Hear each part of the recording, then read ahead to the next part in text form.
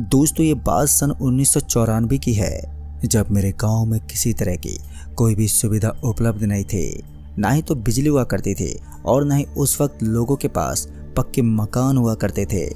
लोग कच्चे मकान व झोपड़ी में रहा करते थे और दूर दराज जाने के लिए वाहनों का चलन बहुत कम हुआ करता था, जिससे लोग ज़्यादातर पैदल ही यात्रा तय किया करते थे।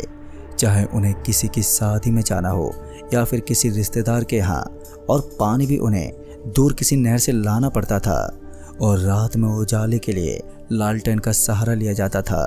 तो दोस्तों मेरा नाम अमित है और मैं आपको अपने साथ घटी इस घटना के बारे में बताने जा रहा हूँ।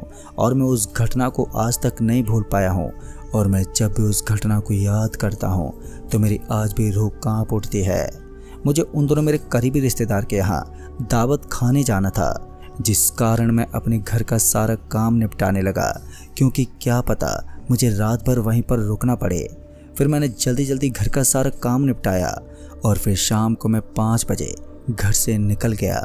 मुझे काफ़ी दूर जाना था, जिस वजह से मैंने सोचा कि क्यों ना आज बैलगाड़ी से ही जाया जाए, क्योंकि पापा ने मुझे किराए के लिए कुछ पैसे भी दिए थे। इसलिए मैंने बैलगाड़ी से जाने की सोची और फिर बैलगाड़ी के मिलते ही मैं उस पर बैठ गया और वहाँ से निकल गया। और फिर मैं उस बैलगाड़ी वाले से बातें करता रहा और फिर जब 2 घंटे के बाद मैं वहाँ पर पहुँचा तो रात के 7 बज चुके थे। फिर मैं बैलगाड़ी से नीचे उतरा और उनके पैसे देने के बाद मैं जब अपने रिश्तेदार के घर पहुँचा तो मैंने देखा कि वहाँ तो काफ़ी रौनक छाई हुई है। मेरी जान पहचान के लोग भी आए हुए थे। फिर मैंने उन लोगों से बातें की और हम लोगों ने खाना वाना खाया और फिर खाना खाने के बाद हम लोग सोने चले गए। मेरे साथ 2 और लोग भी थे जो कि मेरे भाई लगते थे।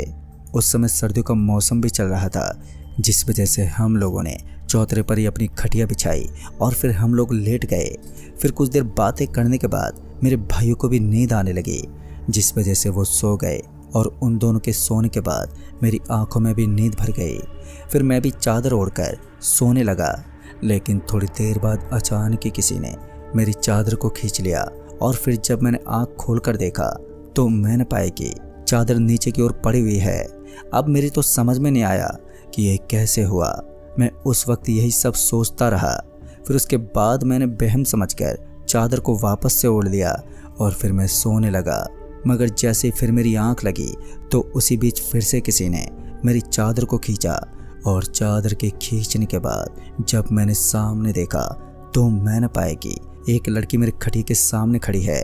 लेकिन जब मैंने उस लड़की के चेहरे की तरफ देखा तो मानो मेरी आंखें तो उसके चेहरे से हट ही नहीं रही थी, क्योंकि वो लड़की बहुत ही ज़्यादा खूबसूरत थी।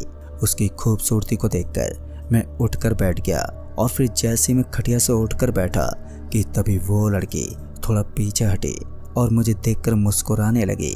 उस लड़की को मुस्कुराता देखकर मेरे चेहरे पर तो चमक आ गई और फिर जब मैं खटिया से नीचे उतरा तो वो लड़की मुझे उस वक्त बहुत ही ज़्यादा मोहित कर चुकी थी। पता नहीं उस लड़की में ऐसा क्या था। और फिर इसके बाद मैं जैसे उसके पास गया कि तभी अचानक से वो लड़की पीछे हट गई और पीछे होने के बाद उसने कहा कि इतनी भी जल्दी क्या है। उस लड़की की ये बात सुनकर मेरे अंदर तो मानो लड्डू फूटने लगे थे। फिर मैं वहीं पर रुक गया और उस लड़की से पूछने लगा कि आप इतनी रात को यहाँ पर क्या कर रही हो। लेकिन मेरी बात पर उसने कोई जवाब नहीं दिया और वो पीछे मुड़ गई और घर से बाहर की तरफ जाने लगी। अब मेरी तो समझ में नहीं आया कि इसे हुआ क्या। मेरी बात का जवाब भी नहीं दिया और बिना कुछ कहे ही वो जाने लगी। मैं यही सब अभी सोच ही रहा था कि तभी वो लड़की अचानक से रुकी और पीछे मुड़ी और हल्की सी मुस्कान से मुझे अपने पीछे आने का इशारा किया और फिर इशारा करने के बाद वो वापस से जाने लगी। उस वक्त पता नहीं मेरे अंदर क्या खुजली मच रही थी, जो मैं उसके इशारा करते ही उसके पीछे पीछे जाने लगा और फिर घर से बाहर निकल गया। घर से बाहर निकलने के बाद जब मैंने बाहर देखा तो उस वक्त पूरा गांव गहरी नींद में डूबा हुआ था, जिस वजह से मुझे आसानी हो रही थी ताकि मुझे कोई उस लड़की के पीछे जाता ना देख ले। फिर कुछ ही देर के बाद वो लड़की मुझे गांव से बाहर ले आई, लेकिन अभी भी वो लड़की आगे आगे चली जा रही थी। एक पल तो मुझे ये भी लगा कि मैं इससे पूछ लूँ कि हम किधर जा रहे हैं, मगर मैंने उस लड़की से पूछना सही नहीं समझा और फिर थोड़ी और आगे जाने के बाद वो लड़की एकदम से रुक गई और उस लड़की के रुकते ही मैं भी रुक गया। लेकिन जिस जगह वो लड़की रुकी हुई थी वो जगह मुझे पूरी वीरान दिख रही थी। लेकिन तभी अचानक से मेरे पीछे किसी ने मेरे कंधे पर हाथ रख दिया और जब मुझे एहसास हुआ कि मेरे कंधे के ऊपर किसी का हाथ है तो उस वक्त मैं बहुत ही ज़्यादा डर गया कि पक्का मुझे किसी न किसी ने देख लिया है। लेकिन जब मैंने डरते हुए पीछे की तरफ देखा तो मेरी आंखें फटी की फटी रह गई। दरअसल मैंने देखा कि ये तो वही लड़की मेरे सामने खड़ी है जिस लड़की के पीछे पीछे मैं यहाँ तक आया था। और उस लड़की का चेहरा अब बुरी तरह से जला हुआ था और साथ ही उसके हाथों से मांस भी बाहर निकल रहा था। उस लड़की के स्वरूप को देखकर मेरी तो रूह कांपने लगी थी और मेरे मुंह से कोई शब्द भी नहीं निकल पा रहा था। उस वक्त मेरे अंदर डर हद से ज़्यादा बढ़ गया था जिस वजह से मैं उसी वक्त वहीं नीचे गिरकर बेहोश हो गया। और फिर जब मुझे होश आया तो मैंने अपने आप को एक पेड़ के नीचे पाया। लेकिन उस पेड़ की एक डाली पर एक मटकी दिखाई दे रही थी और फिर मैं उसके बाद खड़ा हुआ। लेकिन जैसे मैं खड़ा हुआ कि तभी मुझे उस मटकी से चिल्लाने की आवाज़ आने लगी। और जब मैं उस मटकी के पास गया तो वो मटकी एकदम से ज़ोर ज़ोर से झूलने लगी। उस मटकी के झूलते में पीछे हट गया लेकिन अभी भी उस मटकी से किसी के चीखने चिल्लाने की आवाज़ आ रही थी। वो आवाज़ सुनकर मेरे अंदर तो मानो जैसे खौफ पैदा हो रहा था और मुझे इतना तो समझ में आ गया था कि आज मैंने बहुत ही बड़ी गलती कर दी है। लेकिन फिर पता नहीं कैसे उस मटकी से अचानक से आवाज़ आनी बंद हो गई और फिर थोड़ी देर के बाद वो मटकी अपने आप ही काली होने लगी। उस मटकी को रंग बदलता हुआ देखकर मैं बहुत ही घबराने लगा था।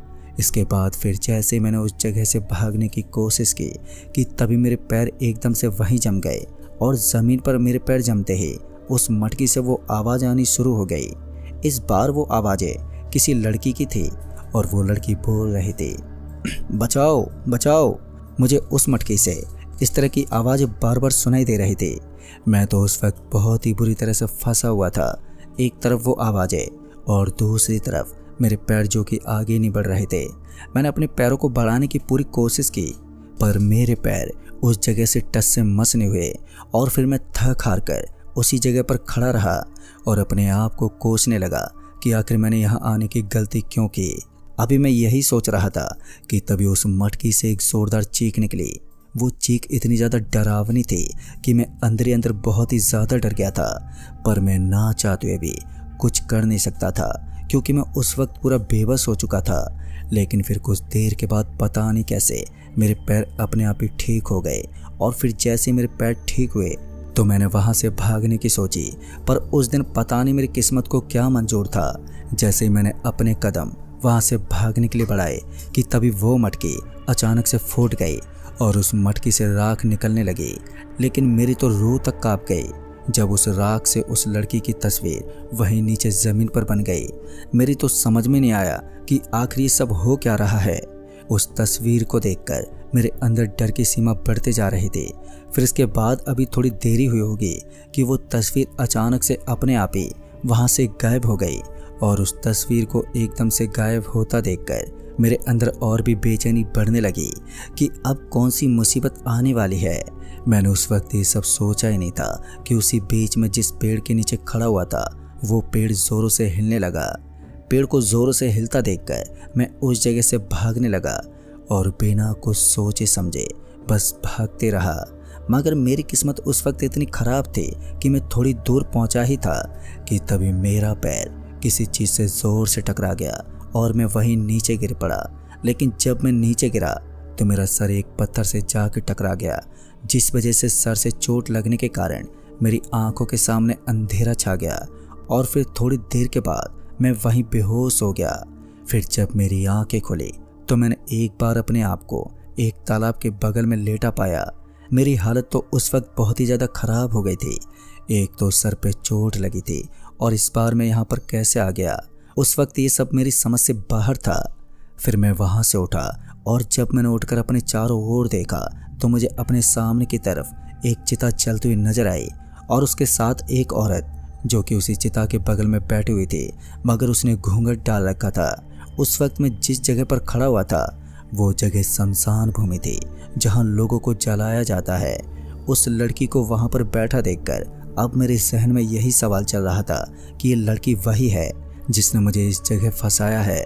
मैं अभी उस लड़की की तरफ ही देख रहा था कि तभी किसी ने मेरा पैर पकड़ लिया और जब मैंने नीचे देखा तो मेरी तो उस समय हवा टाइट ही हो गई, क्योंकि वो हाथ तालाब से निकलकर मेरे पैरों को पकड़ा हुआ था। उसके हाथ बुरी तरह से जले हुए थे और साथ ही बहुत ही डरावने थे। मैंने अपने पैरों को उस हाथ से छुड़ाने की बहुत ही कोशिश की, मगर उन हाथों ने मेरे पैरों को नहीं छोड़ा और उन हाथों ने मेरे पैरों को पकड़कर मुझे तालाब के अंदर खींच लिया और मुझे डुबोने लगे। उस वक्त मैं चीखते चिल्लाते रहा, पर उसने मेरे पैर नहीं छोड़े और फिर मैं भगवान का नाम जपना शुरू कर दिया। फिर कुछ देर के बाद उन हाथों ने मेरे पैरों को छोड़ा और फिर मैं जैसे तैसे करके तालाब से बाहर आ गया। बाहर आने के बाद मैंने सांस पे सांस ली और साथ ही मेरी धड़कनें भी बढ़ने लगी थी, पर मैं जल्दी से उठा और फिर जब मैंने उस चिता की तरफ अपनी निगाहें बढ़ाई तो मैंने पाया कि अब वो लड़की उस चिता के पास नहीं है। उस लड़की को उस जगह ना देखकर मेरी आंखें तो फटी की फटी रह गई और इस बार मैंने बिना कुछ सोचे समझे वहां से भागना शुरू कर दिया। और फिर जब मैंने भागते भागते पीछे की ओर देखा तो वो लड़की मेरे पीछे पीछे आने लगी। फिर मैंने अपने पैरों की स्पीड को तेज कर दिया और फिर कुछ ही देर के बाद मैं गांव के अंदर पहुंच गया। लेकिन जैसे ही मैं गांव के भीतर पहुंचा तो मेरे सामने मेरे भाई आ रहे थे और वो मुझे आवाज़ भी लगा रहे थे। फिर इसके बाद मैं जल्दी से उन लोगों के पास पहुंचा और उन लोगों के पास जैसे ही मैं पहुंचा तो उन लोगों ने मुझे गले लगा लिया और मैं कहने लगा कि भाई भाई मुझे बचा लो, वो मुझे नहीं छोड़ेगी। जिस पर उन लोगों ने कहा कि कौन है भैया जो आपको नहीं छोड़ेगी।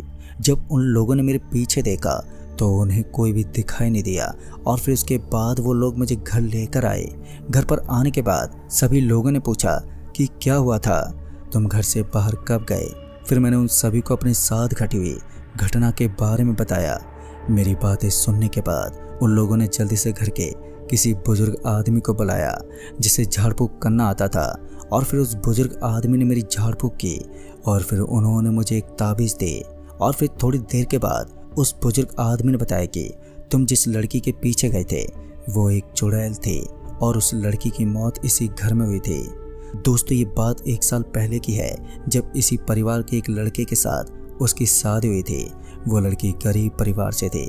फिर शादी के कुछ दिनों के बाद उसके पति के घर वालों ने उस लड़की को ताने मारने शुरू कर दिए कि उसके घर वालों ने दहेज के नाम पर कुछ भी नहीं दिया और जो लड़की का पति था वो भी दारूबाज था और बेफुजिल में उस लड़की को मारता फिरता था और साथ ही उसके घर वालों को बोलता था कि उन्होंने कुछ नहीं दिया। फिर उसके बाद उस लड़की के साथ वो लोग बहुत ही बुरी तरह का व्यवहार करते थे, जिस वजह से वो लड़की बहुत ही परेशान हो गई थी। फिर उस लड़की ने एक दिन रात होते ही गुस्से में आग लगा के खुदकुशी कर ली और उस लड़की की मौत होने के कुछ दिनों बाद ही उस लड़की की आत्मा ने अपने पति को जान से मार दिया और साथ ही उसके परिवार वालों को भी। मगर उसकी आत्मा आज भी यहीं भटकती है और नए लोगों को परेशान करती है या उन्हें मार देती है। तुम्हारी किस्मत अच्छी थी कि उसने तुम्हें बस परेशान किया। दोस्तों, ये सब सुनने के बाद मुझे उस लड़की के लिए बुरा तो बहुत लगा, मगर मैं कर भी क्या सकता था। फिर इसके बाद मैं सुबह होते ही वहाँ से अपने घर लौट आया।